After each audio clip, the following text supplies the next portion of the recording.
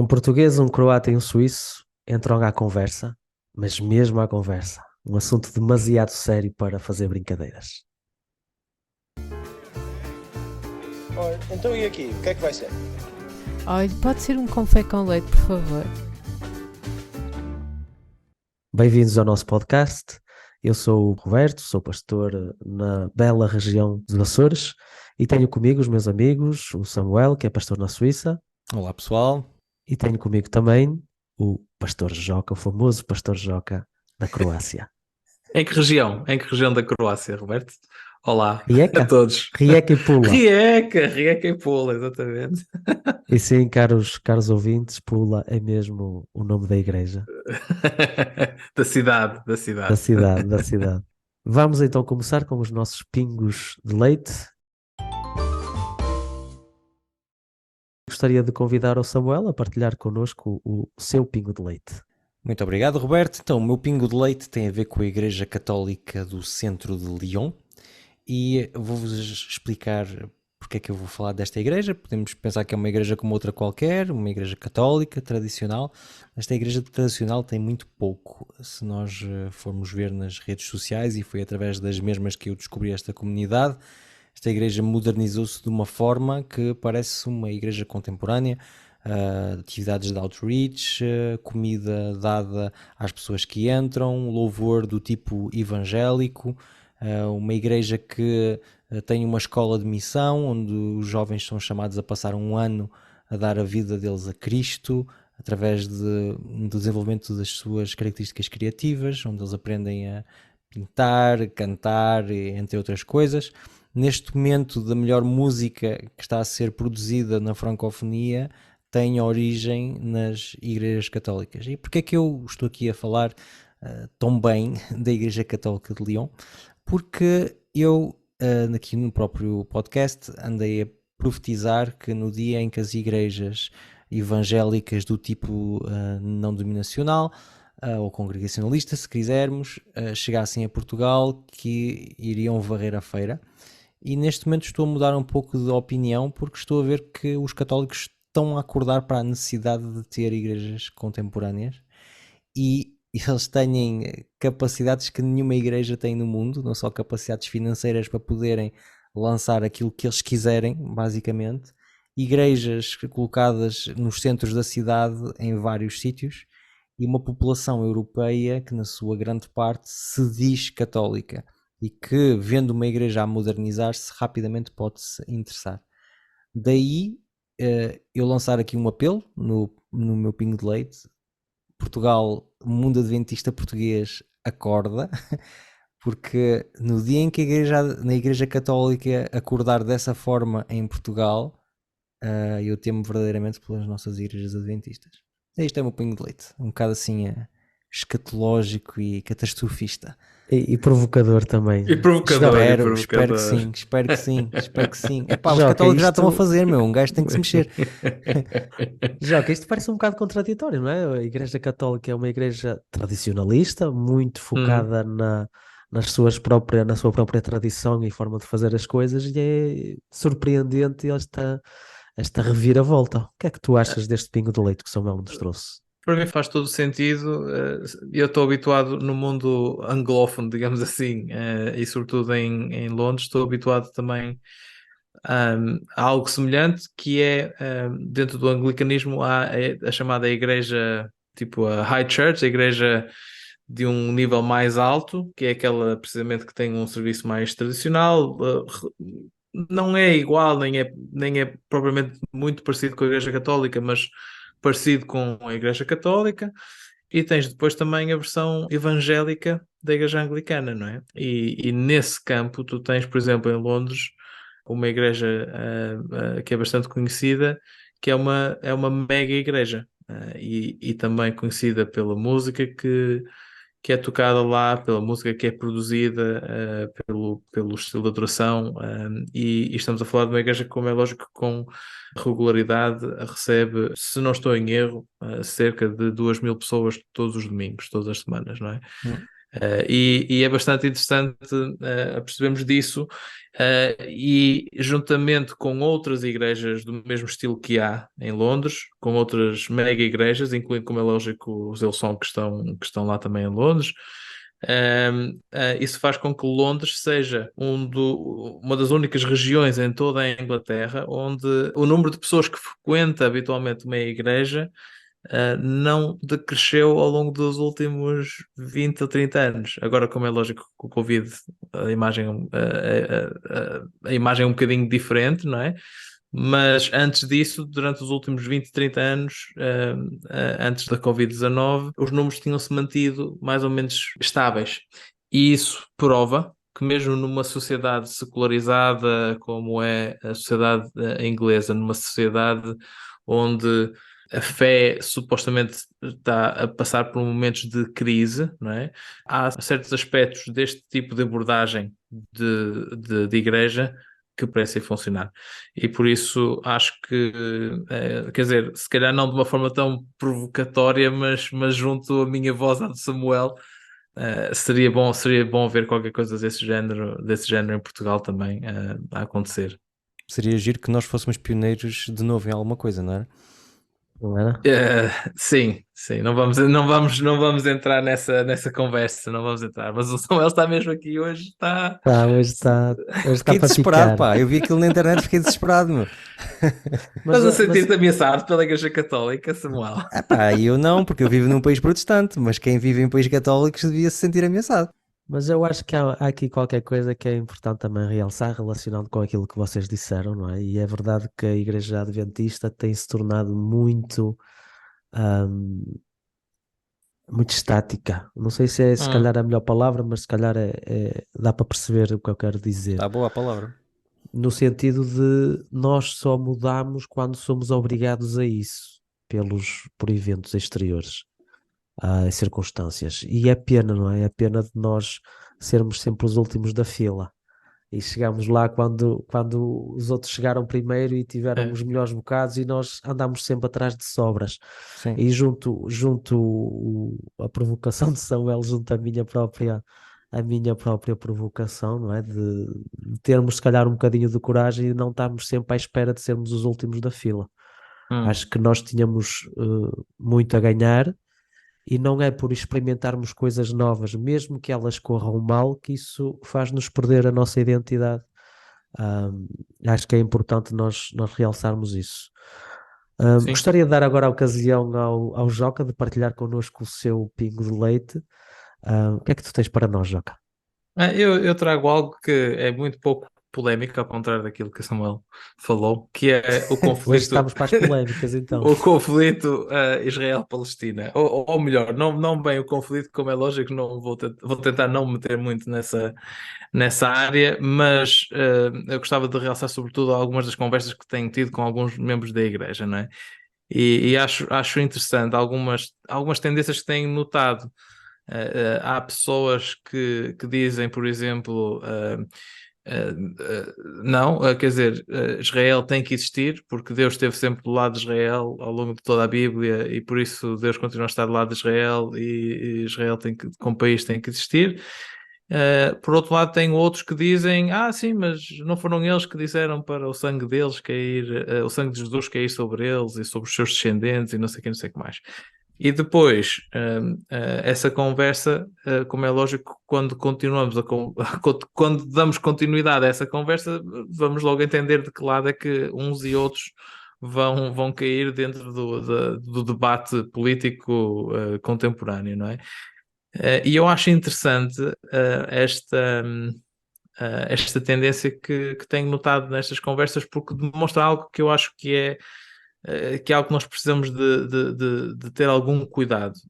As nossas interpretações teológicas da Bíblia têm, sem dúvida, influência na forma como nós vemos o mundo à nossa volta e assuntos que parecem, às vezes, se calhar, tão distantes da Bíblia, como é um conflito bélico ou político, ou se calhar bélico-político e outras coisas, não é? Étnico também.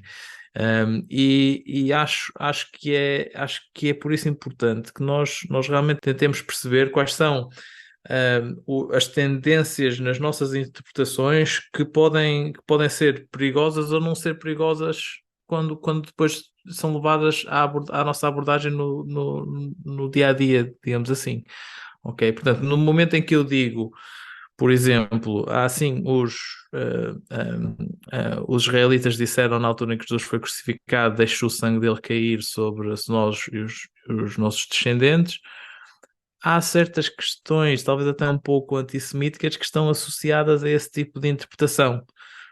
Da mesma forma, dizer sim, há um direito ao Estado de Israel estar lá completamente, também é problemático e está dependente, se calhar, de uma interpretação teológica que nem é se calhar propriamente uma interpretação cristã, não é?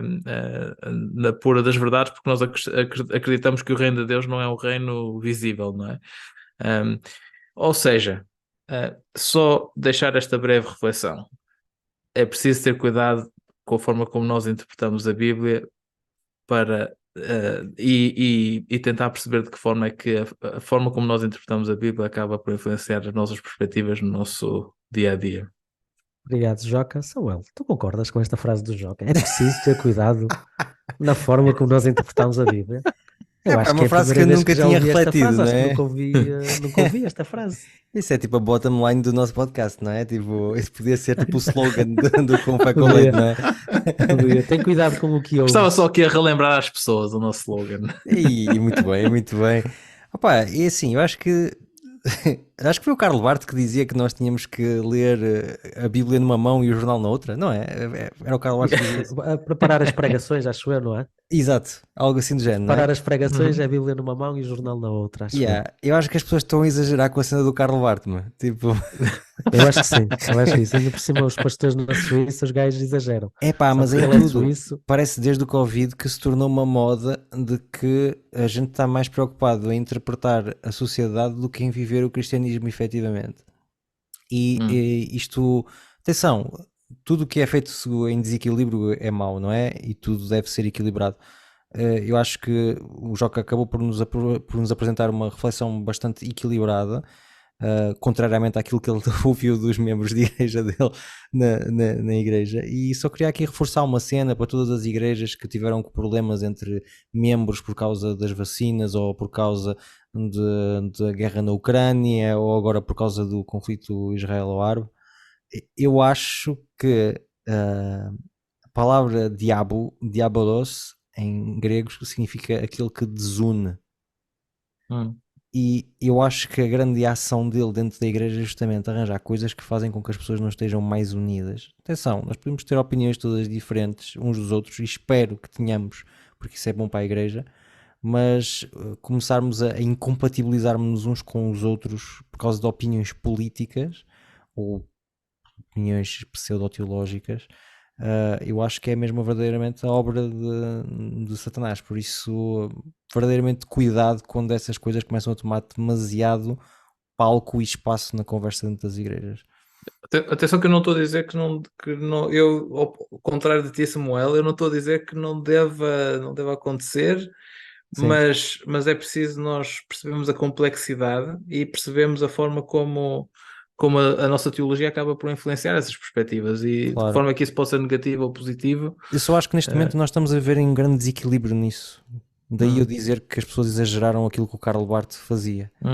Está, a minha perspectiva, vale o que vale, Ok. está demasiado, sei lá, eu comentava em off que muitos colegas nossos estão a fazer séries de pregações sobre o conflito.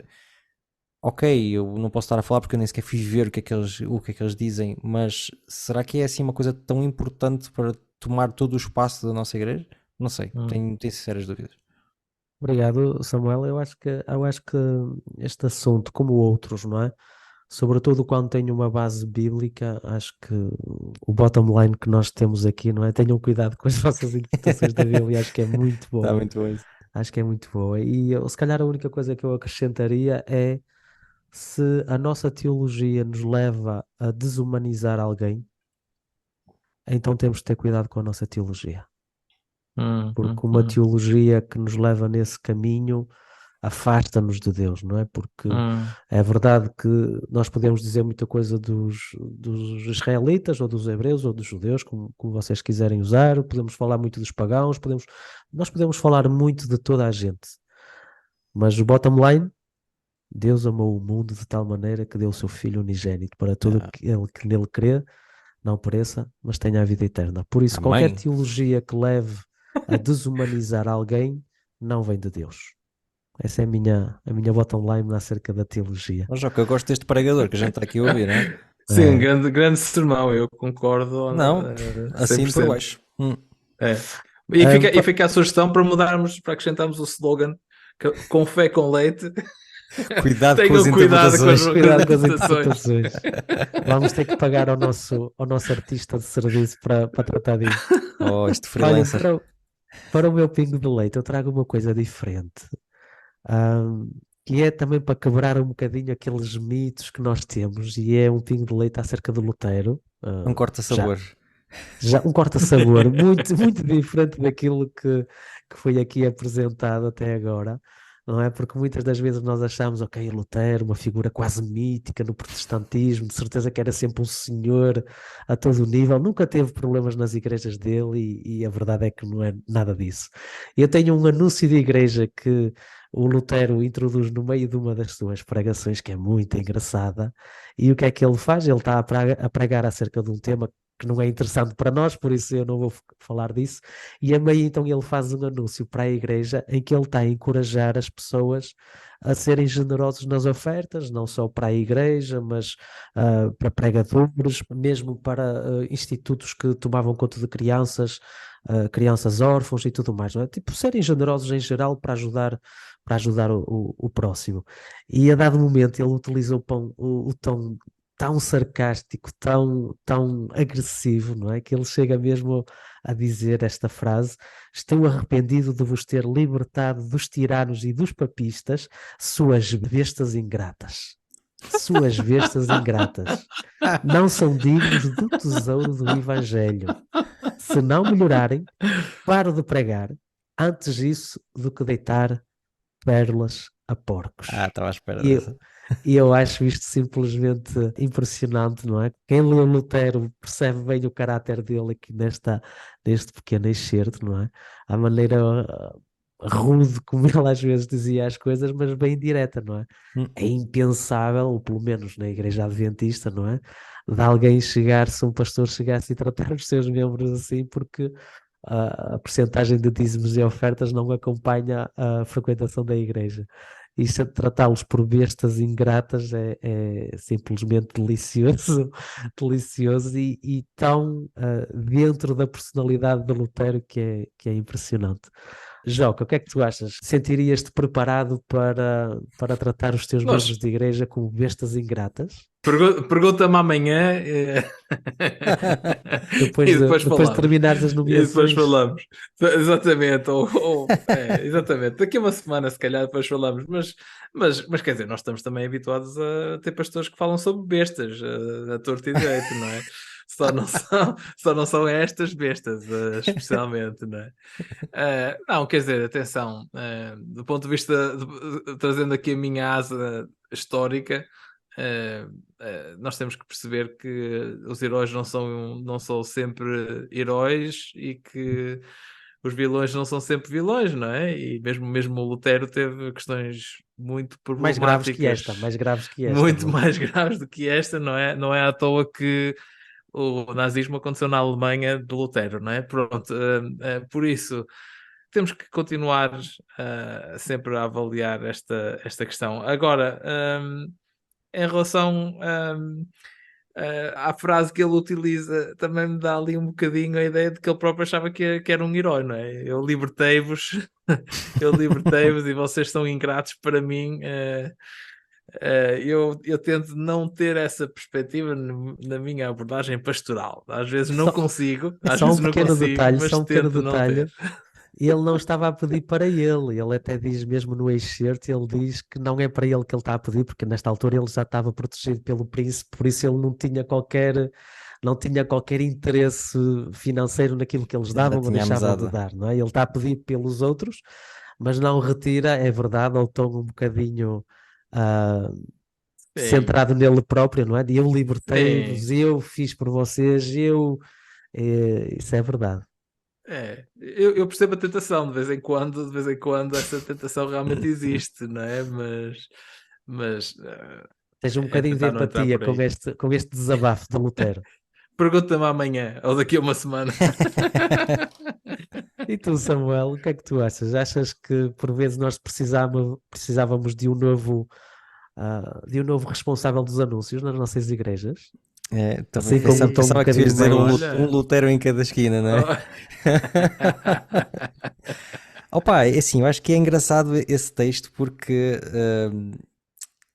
lembro-me quando estava na faculdade e estudamos a Reforma e a professora dizia algo muito interessante que é, ao mesmo tempo, a Reforma para muitos historiadores marca o final da Idade Média e o início da Renascença, mas quando tu vês um personagem como o Lutero, vês uma pessoa que tem um pensamento de renascentista de uma certa forma, mas ao mesmo tempo um pensamento completamente medieval.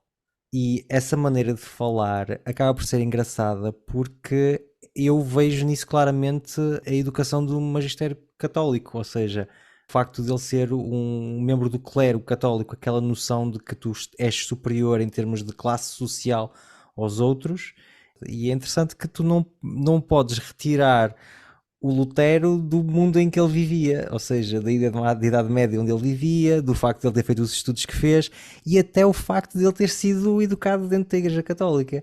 Não dá para tirar isso dele. E é verdade que nos espanta porque estamos habituados a ver o lado progressista de Lutero e tudo, mas quando aí vemos que ele tem essas características, acho que só nos deve dar humildade em relação a nós mesmos, não é? E não subestimarmos nunca o poder que a sociedade em que a gente vive hoje tem sobre as nossas próprias percepções e a nossa maneira de agir. Obrigado, Samuel. Obrigado, Joca, pelos vossos pingos de leite, pelas vossas intervenções também. E com isto nós terminamos esta rúbrica e vamos então passar à moagem do grão.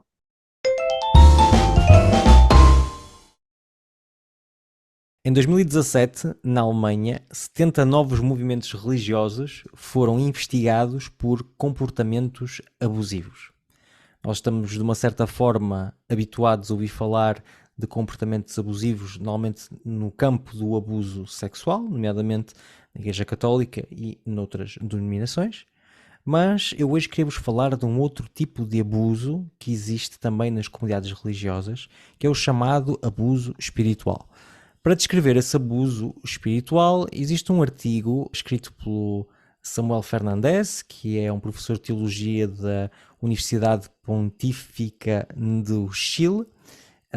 O título é As vítimas não são culpadas, abuso espiritual e responsabilidade eclesiástica. E dentro deste artigo ele dá uma definição, dá várias definições, ele faz mesmo um historial das definições de abuso espiritual e depois finalmente acaba por citar uma que eu acho que é condensada e exprime bem aquilo que nós vamos abordar hoje no nosso Moagem do Grão, que é o seguinte, início de citação.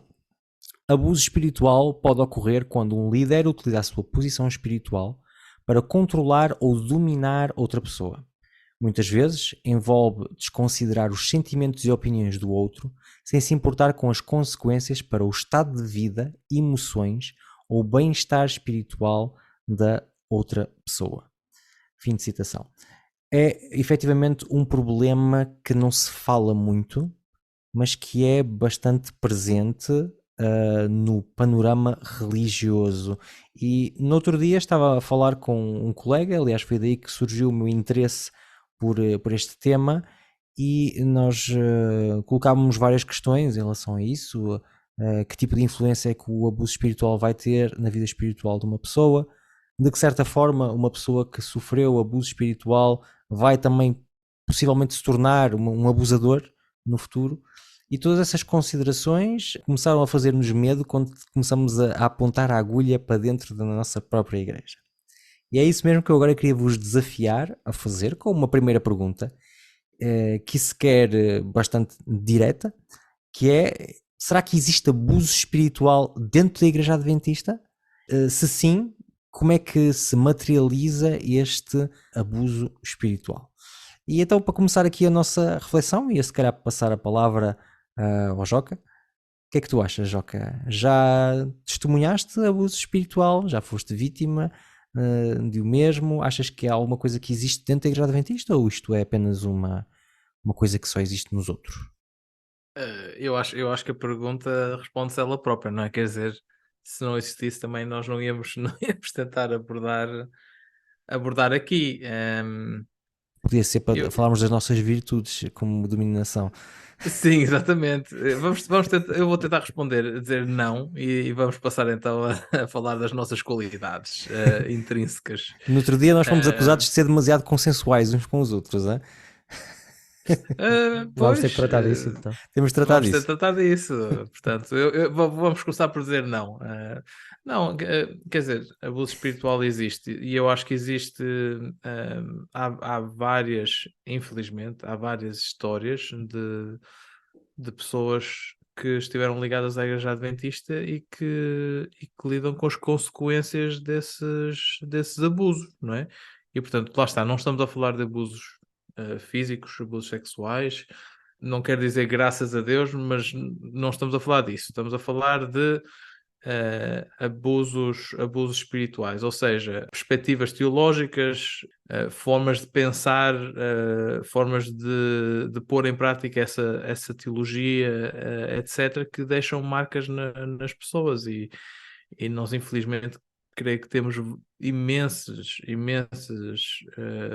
experiências dessas, pessoas que passaram pela nossa igreja e que de alguma forma ficaram com marcas para a vida, não é? Nesse capítulo não somos de todo diferentes de outras denominações.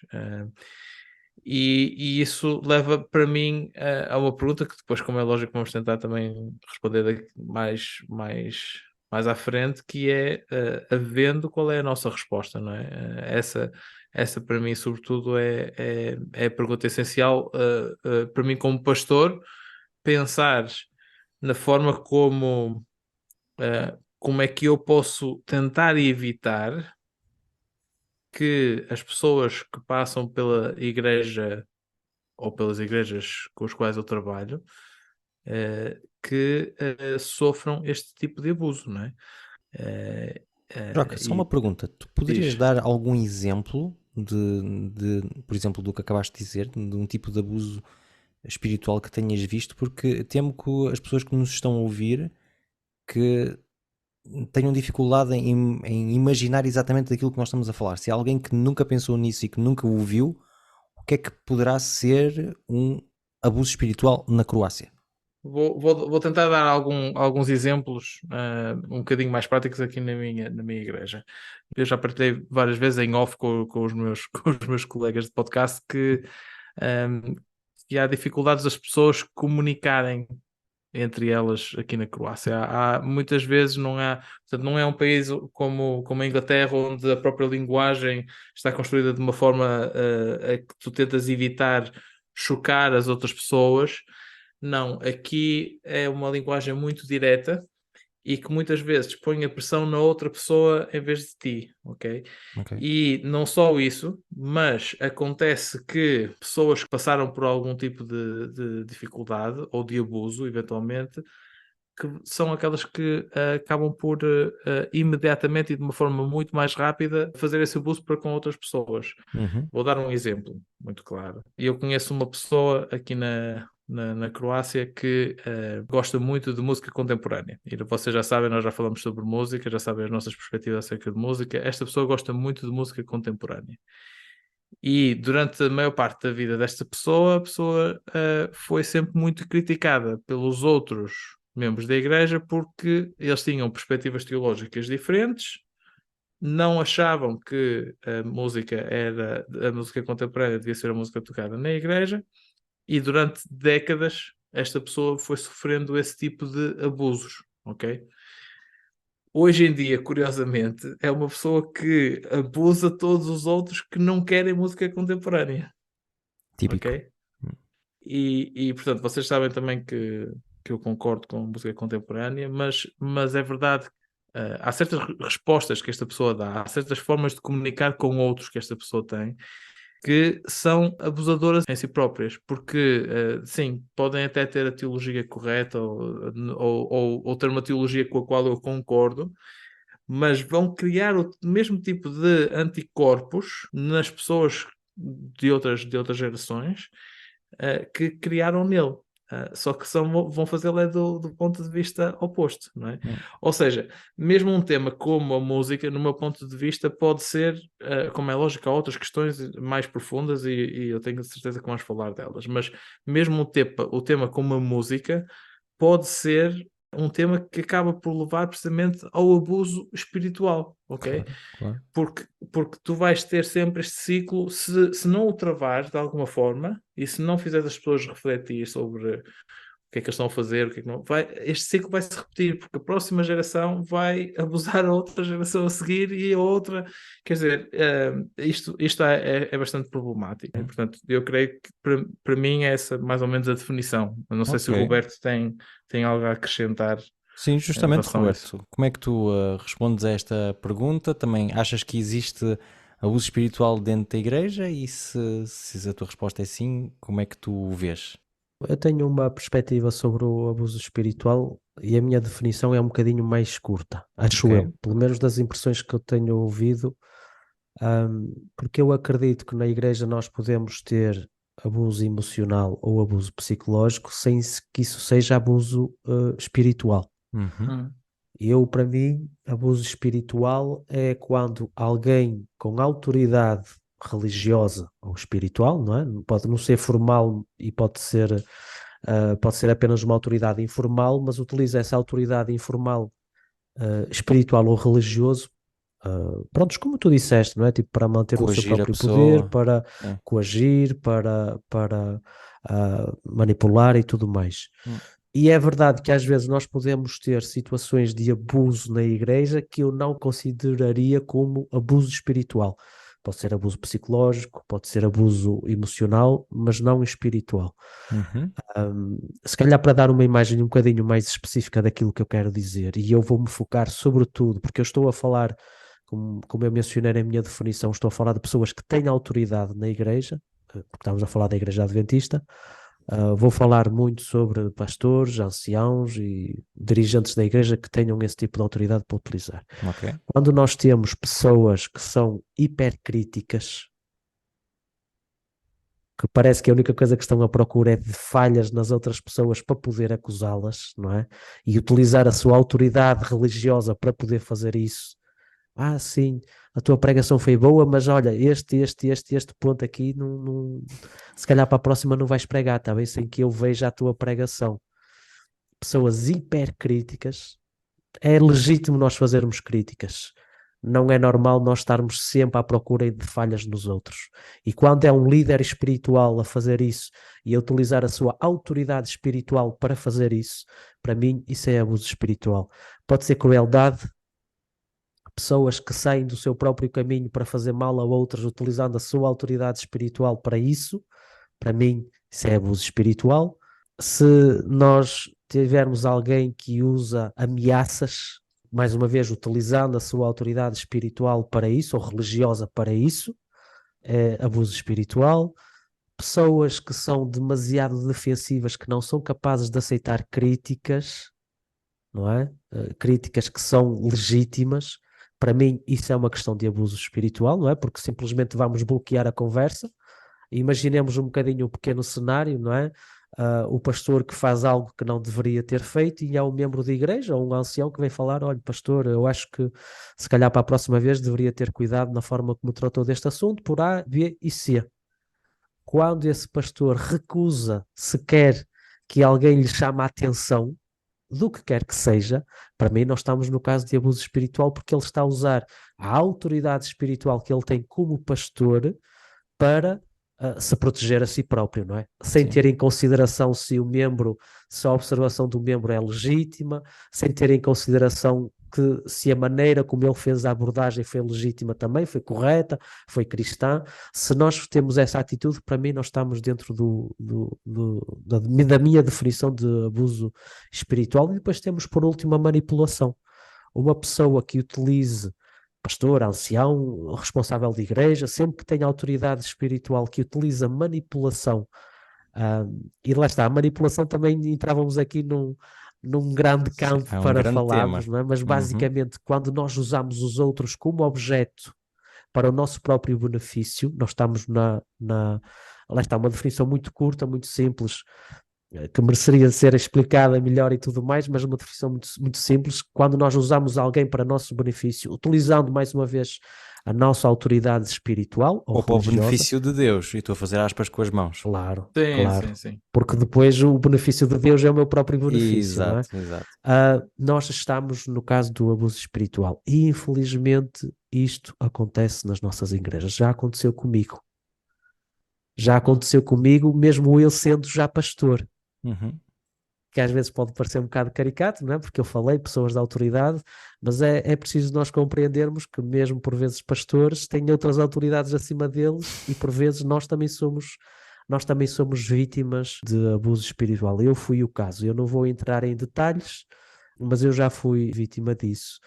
E tu tocaste num ponto que eu acho que é muito importante, não é? Na pergunta que tu tiveste com o teu colega, que é a tendência sempre, ou a grande tentação, é que nós fazermos aos outros aquilo que nós sofremos, as nossas mágoas, nós passarmos aos outros. Uhum. É uma das formas menos saudáveis de lidarmos com os nossos próprios traumas, mas é uma das formas mais recorrentes.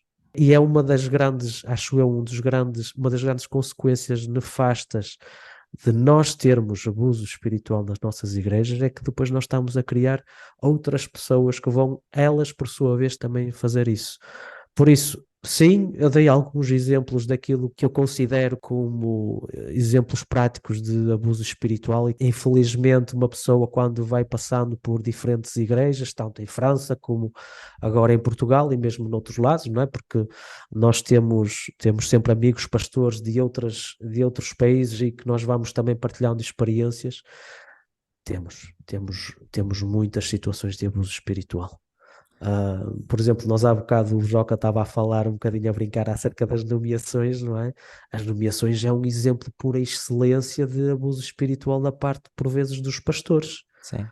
em que ele tenta manipular as comissões de nomeações para colocar as pessoas que ele considera as melhores naquele local.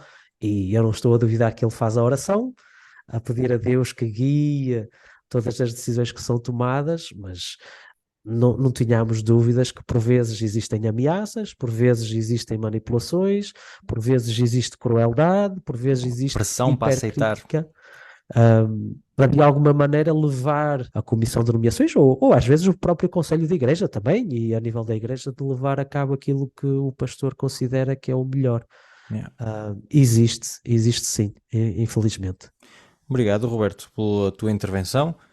Acrescentava do meu lado que falamos bastante da questão do pastor e das pessoas de autoridade, mas é importante referir que o abuso espiritual pode começar já nas escolas sabatinas das crianças. E eu recordo-me de ter ouvido em primeira mão frases como: se tu continuas-te a portar assim, Jesus vai começar a chorar. Ou então, quem é que quer orar? Samuel, faz tua oração. Não quero. Não queres falar com o teu Criador? Ou seja, uma instrumentalização da culpa e às vezes coisas até que não são reais. Diz, Joca, diz. Não, está a dizer que mas instrumentalização da culpa com uma carga teológica. Exatamente. Sim. E que depois, passando para a idade adulta, também é usada da mesma forma, em forma de manipulação, em forma de pressão para aceitar coisas, porque é para Deus, por isso tens que aceitar, mesmo se isso prejudica o teu casamento, mesmo se isso prejudica a tua família. O pastor precisa de ti, aquela coisa, não, mas aí, sabes, a igreja precisa de ti, não sei o quê. O Senhor mostrou-me, quando o Senhor não mostrou coisa nenhuma, tudo isso acaba por entrar tudo na categoria de aquilo que nós estamos a falar hoje, que é o abuso espiritual. Passamos para a nossa segunda pergunta, porque é verdade, quando nós tomamos conhecimento de que isto existe, que determinadas frases até que nós podemos utilizar são, na verdade, abuso espiritual, torna-se se calhar um pouco difícil de determinar qual é o limite, não é? Que nós vamos colocar para a ação pastoral ou até para a ação cristã. Por exemplo, se eu disser a uma pessoa que ela está errada e que tem que mudar, isso é abuso espiritual, ou então não posso falar, não posso referir nada que vá deixar a pessoa triste do outro lado, porque automaticamente isso torna-se abuso espiritual. Se vocês tivessem que definir, colocar aqui uma espécie de cursor para não se cair nem num extremo nem no outro, qual seria, se calhar, a frase ou então a definição que vocês dariam para evitar justamente que nós entremos numa sociedade em que não podemos dizer mais nada? É parecido com a sociedade em que nós vivemos hoje, não é? É difícil dizer coisas complicadas. Joca, o que é que tu achas sobre este novo capítulo aqui da nossa discussão? Bem, primeiro quero dizer que eu estava nas tuas escolas sabatinas infantis e percebo perfeitamente aquilo que as tuas monitoras... Trouxe memórias traumáticas. Não, eu percebo o ponto de vista das tuas monitoras e como pastor devo dizer que elas estavam corretas, não é? E lá está, exemplo de abuso espiritual. Não, quer dizer, para mim esta pergunta é bastante interessante, não é? E só para esclarecer no exemplo que eu dei há bocado, nós estamos a falar de alguém que está numa posição de liderança na igreja e que tenta utilizar precisamente essa teologia que tem para promover esse abuso que tem para com outras pessoas. E reparem, chegamos aqui, por exemplo, nesta questão, neste exemplo que eu dei, onde é que está o limite entre tentar fazer com que a igreja realmente dê um passo em frente e que tente, de alguma forma, mudar um bocadinho a perspectiva para conseguir, se calhar, ser um bocadinho mais apelativa a umas gerações mais novas, etc., e fazer isso de uma forma abusiva. E às vezes não é fácil responder a essa pergunta. A mesma pergunta se pode colocar na questão das comissões de mediações, não é? Como pastores, nós, como é lógico, não vamos forçar ninguém a aceitar uma posição. Espero bem. O Roberto fez uma cara. Exatamente. Não vamos forçar ninguém, mas muitas vezes, quer dizer, fica um bocadinho ali, é muito mais difícil definir aquele momento, perceber qual é o momento em que nós temos que parar, ou aquele momento em que se calhar a pessoa até está a dizer que não, porque pronto, não está bem à vontade, e se calhar tu tens de dar um bocadinho de encorajamento, não é? Portanto, é sempre bastante complicado fazer este balanço, não é? Sem dúvida. E eu creio que o abuso acaba por estar, no meu ponto de vista, a definição que eu daria é sempre do lado da pessoa que é abusada. Ou seja, se a pessoa se sentiu desconfortável com aquela abordagem, então é um caso de abuso espiritual. Para mim seria essa a linha, não é? Okay. Que separa uma coisa de outra. O pastor não é um sacerdote, o pastor não é um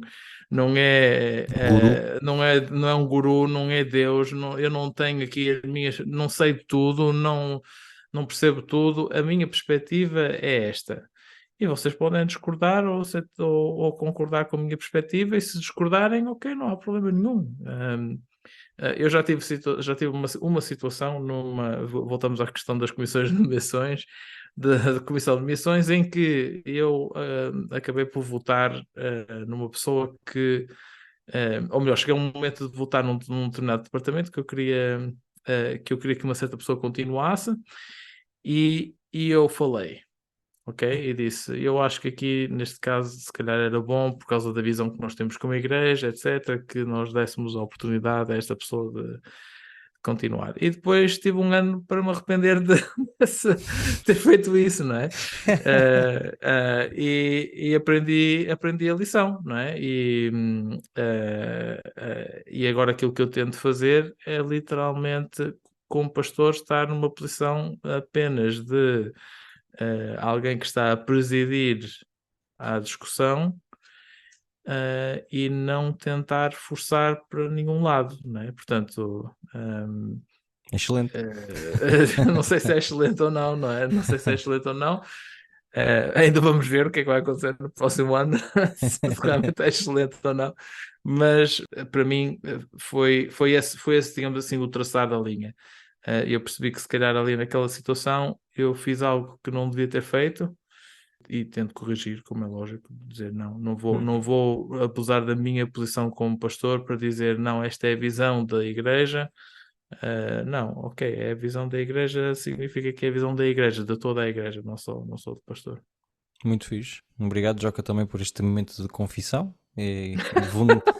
Não, atenção, não estou a dizer isto com piada. Acho que a vulnerabilidade é uma coisa que é sempre bonita e o nosso podcast também é dado isso. Por isso, muito obrigado, Joca. E então, e tu, Roberto, como é que tu vês esta questão onde a gente mete o cursor? Qual é o perigo de cairmos num extremo ou noutro? Não posso dizer propriamente grandes conselhos, posso partilhar apenas aquilo que eu tento fazer na minha abordagem pastoral, qualquer que São, seja o portanto, assunto. conselhos humildes. Conselhos humildes, humildemente aconselho conselhos humildes. Aquilo que eu tento fazer, seja se for, por exemplo, a abordar pessoas individuais, membros de igreja, não é? Individualmente, seja a abordar o conselho de igreja, seja a abordar qualquer outra pessoa que esteja sobre a minha responsabilidade, e eu tento inverter os papéis. Aquilo que eu tento fazer é isso. Eu tento inverter os papéis como se a pessoa fosse superior a mim. Não é perfeito, porque depois também existem casos limite em que a pessoa também pode tentar manipular o pastor ou pode tentar manipular por causa disso, não é? Porque claro que tu estás a dar autoridade à outra pessoa também, de certa medida, não é? Uhum. Mas é para mim aquilo que me ajuda a tentar ter, e este é que é realmente para mim o mais importante, a respeitar a individualidade da pessoa, a respeitar aquilo que ela é, aquilo que ela pensa, aquilo que ela deseja, mas também respeitar aquilo que, por exemplo, o Conselho de Igreja decidiu, ou aquilo que a Assembleia de Igreja quer, não é? Uma comunidade mais alargada, ou aquilo que outra pessoa que também pode ser vítima também necessita, não é? Porque às vezes nós somos chamados a mediar problemas entre duas pessoas em que é difícil dizer, ok, tu tens 100% razão e aquele tem 100% erro. É muito raro encontrarmos uma situação dessa. Então, aquilo que eu tento fazer é ter esta abordagem de simplesmente me considerar como inferior às pessoas com quem eu estou a lidar para de alguma maneira me ajudar a respeitá-las. E lá está, e por vezes isso também tem que passar por um não, ou tem que passar por apontar certas incoerências ou certos comportamentos que não são coerentes com aquilo que a própria pessoa diz defender, não é? Eu lembro-me de algumas situações engraçadas em que, por exemplo, quando algumas das pessoas, eu confrontava com algumas das pessoas acerca de coisas que elas faziam e aquilo que eu tentava fazer era apontar a incoerência. Ok, mas se tu dizes seguir isto ou se tu defendes isto, então porque é que tu fazes assim? E é aquilo que eu tento fazer como abordagem. Mas chega a um dado momento que por vezes eu tenho que dizer, ok, pronto, eu agora já não posso continuar a falar contigo ou continuar neste acompanhamento que tenho feito até aqui. Eu lembro-me de uma situação caricata em que numa igreja tinham feito o pedido, os jovens, de começar a usar a bateria na igreja. E eu não tenho uma posição fechada, tanto a favor como contra. Pessoalmente não é o instrumento que eu gosto mais de ouvir, mas teologicamente não há um problema. Então, depois de ser apresentado ao Conselho de Igreja, nós falámos e aquilo que ficou decidido é que a bateria podia ser usada pontualmente, inclusive às vezes no sábado de manhã, mas de forma pontual, porque as pessoas, a maior parte das pessoas não estava propriamente a favor, então foi a decisão que nós tomamos. E então a bateria, por causa da carga negativa que tinha, sempre que ela era utilizada, ela estava lá, não é? Estava à vista, estava exposta, mas sempre que já não era usada, no final do culto, ela tinha que ser guardada noutro espaço. Foi aquilo a decisão que o Conselho de Igreja tinha tomado. E quando um dos jovens, que era aquele que tinha mais o papel de liderança, aquela liderança informal que nós às vezes falamos, não é? Eu dei-lhe parte da decisão do Conselho de Igreja e ele não ficou nada satisfeito com essa decisão. E eu disse, pronto, eu aceito que tu não estejas de acordo, acho legítimo que tu não possas sentir à vontade com ela, mas foi a decisão que foi tomada e tem que ser respeitada. E a questão é que nas próximas vezes, durante aquele ano, pelo menos, sempre que havia uma atividade ou um programa especial em que a bateria realmente fazia parte da liturgia ou do programa em si, porque por vezes não era de manhã, havia sempre uma desculpa para a bateria ficar lá parada, mais do que o que era previsto e mais do que o que era necessário. Falei uma, falei duas, falei três vezes. À terceira vez eu disse: olha, eu peço desculpa, mas se vocês não cumprirem a vossa parte do acordo, nós vamos outra vez falar isto ao Conselho de Igreja e se calhar vamos deixar de ter bateria. Porque ou nós respeitamos as decisões que são tomadas ou não respeitamos as decisões que são tomadas. É verdade que desta vez a decisão não é propriamente aquela que tu queres, mas vai haver certamente outra ocasião em que vai haver uma decisão que tu estás plenamente a favor e vão haver outras pessoas descontentes. Será que nessa altura tu vais aceitar que as pessoas façam aquilo que querem fazer sem respeitarem a decisão que foi tomada? E foi ali um momento em que claramente ele não ficou contente com aquilo que eu lhe disse, claramente ele queria fazer de outra maneira, mas com um bocado de paciência, por acaso até posso dizer que acabámos por encontrar esse meio termo e podermos avançar.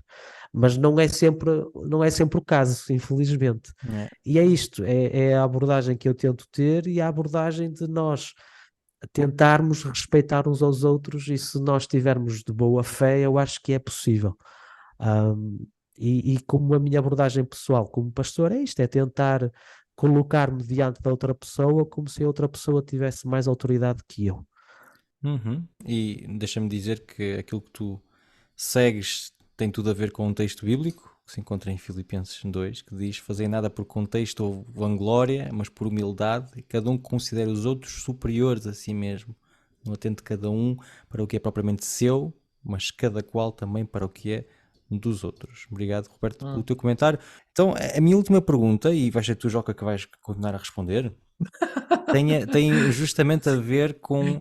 Como castigo, como castigo. Não, como presente. Tipo, tem a ver justamente com essa questão dos extremos, não é? Nós falamos aqui da questão dos limites da ação pastoral, na questão do abuso, e aqui eu queria dar um exemplo muito específico, que é o exemplo da evangelização. O Roberto avançou que um dos casos de abuso espiritual pode ser justamente a manipulação, e é verdade que eu já vi muita coisa acontecer na evangelização. Por exemplo, fazer-se um apelo e dizer-se para os diáconos se levantarem no momento do apelo, para que haja logo uma massa de pessoas que se levante e que motive as pseudo-visitas a se levantarem também. Ou então temos uma campanha marcada, não sei se te faz pensar em alguma coisa, Joca. Temos uma campanha marcada e temos medo que não haja batismos na campanha, então vamos guardar os batismos que já estão prontos meses antes para a tal campanha. Tudo isso acabam por ser estratégias em que pessoas são usadas como objetos para o grande objetivo, que é a evangelização. Então a minha pergunta é justamente essa: o que é mais importante para nós na evangelização? É o ato de dar o evangelho a uma pessoa, ou é respeitar a individualidade dessa pessoa? É tudo permitido se aquilo que for o nosso objetivo é evangelização? Ou mais vale, em determinadas circunstâncias, eu não evangelizar, mas ficar com a minha consciência tranquila de que não invadi a individualidade da outra pessoa? Pergunta muito atual para aquilo que a gente vive hoje em dia e para aquilo que são as perguntas da sociedade, mas que vamos tentar responder verdadeiramente no sentido daquilo que é bíblico. Joca, o que é que tu achas desta questão? Eu percebo a questão. Acho que, como é lógico, acaba por ser uma não questão, porque o respeito pelo ser humano, acho que acaba por ter que ser aquilo que sobrepõe. Mas isso leva-me precisamente a dar aqui um passo atrás na nossa conversa. Fico feliz que isso te pareça óbvio, Joca. Que é o seguinte: até que ponto é que esse respeito, quer dizer, há algum momento em que nós vamos ter que ter respeito também por nós próprios, ok? Estamos agora aqui a falar de uma posição de líder de uma igreja, E voltando e conectando com a pergunta anterior, não é? Até que ponto é que um líder da igreja tem essa, digamos assim, essa possibilidade de dar as suas perspectivas ou de tentar implementar a sua visão? Até que ponto um pastor tem essa possibilidade, não é? Eu acho que se nós tivéssemos pastores que não tivessem nenhum tipo de visão em relação às suas igrejas, muito provavelmente nós nunca iríamos a lado nenhum, não é? Quer dizer, acabávamos se calhar por fazer mais uma gestão de igreja, fazíamos as atividades todas as semanas e, quer dizer, acabava por não ter nenhum tipo de ação para o exterior. Ou seja, às vezes eu acho que nós também temos que, nós líderes também temos de reconhecer que Deus pode trabalhar em nós, dando-nos perspectivas e dando-nos visões, dando-nos iniciativas, não é? Agora, isso não significa que eu possa levar essas perspectivas ao ponto de abusar outros, não é? E no que toca à evangelização, acho que, voltando aqui à pergunta que é essencial neste momento, se calhar esta resposta que eu dei responde também a essa pergunta, não é? Como é lógico que nós somos chamados a evangelizar, não significa que nós possamos fazer tudo para evangelizar, não é? Roberto, muito rapidamente, porque o nosso tempo está terminado. Acho que esta questão para mim é uma questão que não é uma questão. A partir do momento que nós não respeitamos os outros, acho que não é que é impossível fazermos evangelização. Podemos fazer doutrinação, podemos fazer publicidade, mas não estamos a fazer evangelização. E se me permitirem só fazer este pequeno reflexo teológico, não é? Se nós estamos aqui para transmitir boas novas, para libertar as pessoas para uma vida mais plena, mais cheia com Deus, e se estamos a substituir simplesmente uma prisão por outra, acho que é contraproducente em relação à evangelização. No entanto, eu gostava de acrescentar algo também em relação a isso, que é a manipulação é realmente um tema que tem muito para se lhe dizer. Devíamos, se calhar, um dia fazer um só sobre isso, não? Talvez, sim. Fica aqui a dica. Se nós tivermos comentários a pedir isso, talvez pensemos a curto, médio prazo fazer um programa sobre isso. Estás a manipular as pessoas para elas escreverem, é? Não, estou a perguntar a opinião delas para elas nos manipularem a nós. Tenho a oportunidade de nos manipularem, se quiserem. Porquê? Porque eu acho que há também um aspecto que é importante na manipulação, que é: será que tu estás consciente de quais são as verdadeiras intenções da pessoa ou não? Se aquilo que tu estás a fazer é consciente e parte da tua própria iniciativa e vontade ou não. E é verdade que por vezes nós entramos em certas áreas já na expectativa de termos certas coisas que nos são feitas para levar a certos efeitos. Eu vou dar um exemplo muito simples. Há pessoas que gostam de filmes de terror por causa das emoções que aquilo suscita nelas. Não é? Por isso, quando a pessoa escolhe um filme porque já sabe qual é o efeito que ela vai ter e faz isso de forma voluntária, será que nós podemos falar de manipulação?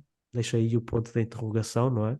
Claro que isto também há limites, porque nós próprios somos condicionados por vezes a querer coisas que são mais para nós, e por vezes nós não estamos plenamente conscientes da forma como isso pode nos influenciar.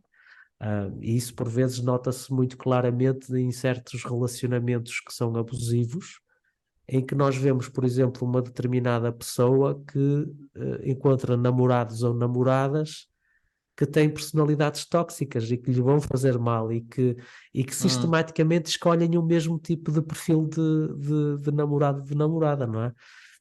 Lá está, é um tema complexo, é difícil de resumir aqui em poucas palavras. Em relação ao evangelismo, eu também já assisti a coisas parecidas com aquilo que tu, Sam, tu partilhaste, não é? A forma como nós esquematizamos e projetamos e planificamos todos os pequenos detalhes com o único objetivo de ter um batismo. A partir do momento que nós fazemos isso e o nosso único interesse é ter um batismo, claramente acho que estamos na parte da manipulação. Se nós fazemos isso estando convictos e a plena certeza que aquilo que nós estamos a dar à pessoa vai ser para o seu bem, eu acho que melhora bastante. Mas mesmo assim não elimina todos os problemas que podemos ter nessa área. Sem dúvida. E eu, por exemplo, eu vou partilhar algo e eu muito raramente eu faço apelos da forma clássica nos meus batismos por causa disso. Muito raramente eu vou pedir a alguém para se levantar, para testemunhar publicamente que quer fazer estudos bíblicos, que quer conhecer a Deus, porque eu sou muito sensível a essa questão. E por precaução, e alguns se calhar vão-me dizer que se calhar sou cauteloso demais, é possível, eu não digo que não, mas por causa disso, como para mim é uma questão muito sensível, eu então evito fazer apelos dessa maneira. Eu faço apelos na mesma, mas deixo sempre a oportunidade à pessoa noutro contexto em que ela não está sob a pressão do grupo, onde ela não está simplesmente levada pelas emoções e pelo momento a tomar uma decisão que não é refletida. Mas isso é na nossa cultura europeia. Há outras culturas que funcionam e trabalham de formas diferentes. Há certas culturas que necessitam desse pequeno impulso mais emocional, se calhar, para tomar certo tipo de decisões. É um tema complexo, mas é o ponto de equilíbrio que eu encontrei. E claro que isto nós podemos declinar em vários pontos diferentes, desde, por exemplo, apresentar programas em que não são programas da igreja que não são abertamente apresentados como programas de igreja. Eu acho que nós entramos nessa área. Sem dúvida. É uma coisa que eu tenho também lutado muito, sempre que na minha esfera de influência, né, naquilo que eu posso fazer. Se é um programa de igreja, então nós temos que identificar-nos claramente como igreja. Se é um programa que não é da igreja diretamente, é uma associação e tudo mais, então não misturemos as coisas. Se eu estou ali para ajudar alguém, eu estou ali para ajudar alguém, não estou com segundas intenções por trás. É algo que eu tento sempre viver no meu ministério e tento passar, como eu disse, na minha esfera de influências da maneira que posso. E para concluir, termino com a frase com que eu iniciei: se não existir o respeito pelo outro, respeito autêntico pelo outro, evangelismo é impossível, para mim. Sim, concordo plenamente e muito obrigado pelas vossas intervenções. Permitiu-nos fazer aqui uma breve introdução ao tema e acho que é um bom início, porque é um tema que, como vocês puderam testemunhar e eu também, está presente nas nossas igrejas e fala-se muito pouco, porque normalmente quem tem o microfone na mão nas igrejas são justamente as pessoas que são suscetíveis de ser abusadores. Nós, em primeiro lugar, também como pastores, e deixamos aqui algumas ideias não só para os nossos ministérios, para podermos evitar cair dentro destes esquemas, mas também para as pessoas que nos estão a ouvir. Queria deixar uma palavra a todos aqueles que nos estão a ouvir e que já foram vítimas de abuso espiritual. Primeira coisa, Jesus nunca vai fazer isso contigo, porque não é compatível com o seu caráter, e existe a capacidade em ti de sair desses esquemas e mesmo de evitares que isso possa acontecer. Se estás a ver algo difícil nesse sentido, não hesites em falar connosco, nós vamos tentar-te ajudar nesse sentido. Fica então aqui a moagem do grão e passo a palavra para o nosso moderador residente de hoje, Roberto Marques, o Ronaldo Colões. Obrigado, Samuel. Obrigado, Samuel. E este foi o episódio de hoje. Espero que tenham gostado. É um tema sério, é um tema difícil, mas é um tema que nós precisamos de pensar, de falar, de partilhar e, sobretudo, de aprender a fazer diferente. É verdade que nós podemos ser vítimas, mas não é necessário que nós continuemos a ser vítimas. E se tu precisares, mais uma vez, reforço aquilo que o Samuel disse. Se precisares e se nós pudermos ajudar, estamos disponíveis. Gostaria de convidar também todos aqueles que queiram acrescentar alguma coisa de produtivo e de útil para aquilo que foi discutido. Não hesitem em partilhar este vídeo, não hesitem também na caixa de comentários a deixarem o vosso comentário. Sigam-nos no YouTube, no Spotify. Este foi o Café com Leite de hoje e até breve. Este Café com Leite foi moído no dia 18 de novembro de 2023.